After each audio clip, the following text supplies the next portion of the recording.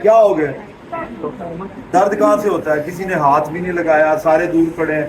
किसी ने कहा था वो करने से फायदा होता है।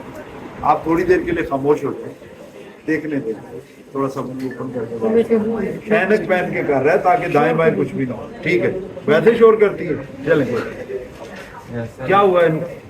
ये पेशेंट है ना, पेरिफेरी में इसका ऑपरेशन हुए थे।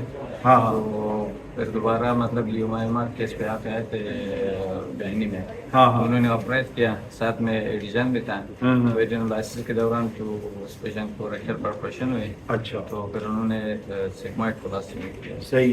देखिए, कहीं पे अगर गट परफोरेट हो जाती है मिसाल के तौर पे, तो एक तरीका क्या है कि हम क्या करें, रिपेयर कर दें। लेकिन उसको बेस्ट वे जो है, खास तौर पे कोलन के मामले में, the best way is that we defunction. इसके लिए सबा ने जो लफ्ज इस्तेमाल किया, that is we can do a defunctioning of that part. और डी फंक्शनिंग से क्या मुराद है? डाइवर्जन। उससे जो प्रॉक्सिमल पोर्शन है, we take it out as a stoma formation. उसका फायदा क्या होता है? आज ये बताएं क्या फायदा होता है इसमें, बताएं। मुझे कहाँ है तू? दिन है या रात है? अस्पताल है या होटल है? अच्छा, इसका मतलब well oriented in time and space. इसको करीब कीजिए। हमने ये कहा है कि जहाँ पे कहीं गट में इंजरी होती है तो उसको हीलिंग के लिए प्रॉपर टाइम देने का एक तरीका ये है कि just we do the defunctioning. तो डी फंक्शनिंग का फायदा क्या हो? सर, अगर डिजिटल हमारा कोई एनास्टोमोसिस है उसे रेस्ट मिल जाए। अगर डिजिटल एनास्टोमोसिस है, नंबर 1 उसको रेस्ट मिल जाए। नंबर 2, सर इसके अलावा हमने कोई पाउच बनाया हुआ है, या जैसे हम सर ट्यूमर में सर्जरी करते हैं उसमें हमने प्लान करनी होती है कीमो रेडियो, तो उसमें भी हम डाइवर्जन करते हैं। तो वो तो डाइवर्जन करते हैं। डी फंक्शनिंग क्लोस्टमी का फायदा जो है, वो एक फायदा ये भी है कि stoma is working. You can put this patient on oral, normal oral diet से आप इनको डाल सकते हैं।